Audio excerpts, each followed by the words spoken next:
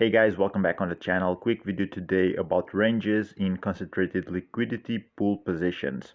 So this is sort of a test position that I opened on Uniswap v3. It's on the base network and it's on the liquidity pool for Ethereum paired with DAI. And although I have this position ongoing for roughly a month and it's on the green, the PNL it's on the green, you can see that my initial liquidity was $5 and now currently it's half of that. Now I was anticipating this position to be on the red because I set it up purposely to be extremely aggressive. So the range was very tight, it was under 10%. And on top of that, the automation that I did set up was very aggressive.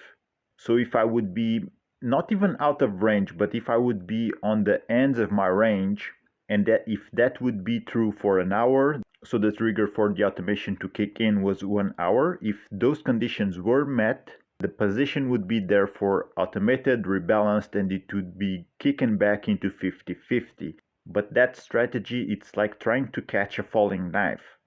And although it's on the green, this is a subpar performance. I could have had this position earning 15%, 20%, 25% in a month. Whenever we're looking at a pair of Ethereum with DAI or USDC or another stablecoin, especially on Ethereum layer 2s, usually it prints. So this position is not earning me more because of that.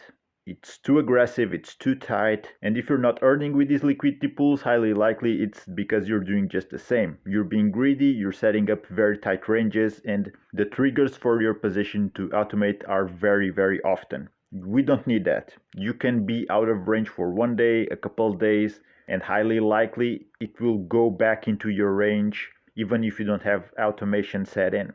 So my tips would be adopt wider ranges if you want to perform better, and the kickers for trigger the new automated position, make them to be depending on time. Let it sit for 24 hours at least. And this is an ongoing procedure. You'll have to learn for yourself how to automate and manage your positions. You don't have to do it daily, but once a week, a couple times a week, but at least once a week. At the weekends, for example, go on and just read the charts, read how your position has been performing. I'm going to give you a quick example here. Let's go back here down further. So for example, this position here, it earned me 8 cents. And before it had earned 12 and then 7. So overall, we're talking about, like, in terms of percentage, in these three automations, it did roughly 5% of my initial. But then we had two automations that ate those profits. So you see there's two automations here that locked in some impermanent loss, and that's roughly half of what these other three automations had harvested for me. And from there on, you see it happens again, earned a couple cents here, then the other automations that came afterwards also left me on red actually. And then there's another, now I'm on profit again, but it's kind of like spinning my wheels. Although if you look at the PNL, it's on the green, it could have been performing better. And I was anticipating for this to do a lot worse. So bear in mind, I was expecting this to be burning out very fast. But still, it's not optimal. But what I'm going to do here is set an automation which is much better for performance. And by the way, the total value, it doesn't really matter if it's a couple of dollars, 20, 2,000, 20,000, 2 million. The principle is you need to be on the green and you need to be generating more in fees than the impermanent loss that you might suffer. But at some point you will suffer impermanent loss.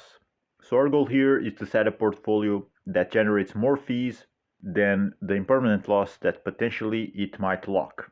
The thing is that when you are automating your position, you are giving the protocol green light to lock in impermanent loss, as long as the trigger setup here is met, okay? So which conditions am I doing right now in order to hopefully improve the position's earnings that I'm experiencing so far? So first I will have a time buffer of 24 hours.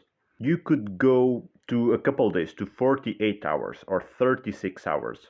Those would be also very good time buffers in my opinion, in my experience. Then we look at the below current rate and the above current rate. And the current rate, you can see here on the right, it's nothing more than the current price. So what I'm saying to the protocol is that whenever the current price is above the current rate by 0.5% or below the current rate by 6.5%, that's when the time buffer starts to tick. And whenever this time buffer completes, it goes to the full length of hours you inserted. That's when the protocol will trigger your rebalance. So as you can see, I set this up to be on the very extremities of my current range. So you see the trigger flags here on yellow, they show you just that. The reason why I don't really match the triggers with the full extremities of my current range is because I think the 24-hour time buffer is enough to give me an overall projection of what the market is going to do. So if, let's say, if the current rate would be sitting on the very extremity for 24 hours, I believe that's already a pointer that the market will move above or below my current position. And basically that's the reading that I'm taking from the data, and that's the decision that I apply here for the time buffer and the below and above current rates to be. I hope you're following. If not, drop me a comment, let me know your thoughts on the matter, and I can get back to you, okay? So then we need to set up the new range. And I just set this up to be overall 15-16% because I think it's going to perform better. Like I said, initially I had this position to have a very tight and aggressive range. I'm talking about single digits overall range. Now I'm going double digits, and it's going to be closer to 20%. I'll see later on, a couple weeks down the line, how it will have been performing, and from there on I'll do my reading again and I'll readjust if needed. But overall, I think these changes will definitely increase the performance of the pool, and although the APR will be lower because now I will have a wider range, you don't really need to be always on top of the current price in order to just generate insanely high APRs and insanely high fees. Overall, in my experience, if you go wider, it will perform best. But like I said before, actually this position kind of surprised me to still be on the green. I wasn't expecting that, but still, it could have been performing much better. And from here on in the future, let's see what happens, but I believe that for the next couple of weeks at least, it will perform much better than what it has been so far. If I can get 5% a week, I would already consider it to be smooth going, and fine tuning from there on doesn't really need to be all that much unless the market conditions are much different and it's super volatile. In that case, yeah, I probably would have to consider to even widen up the range further, but let's see what happens. But from here on, everything is set.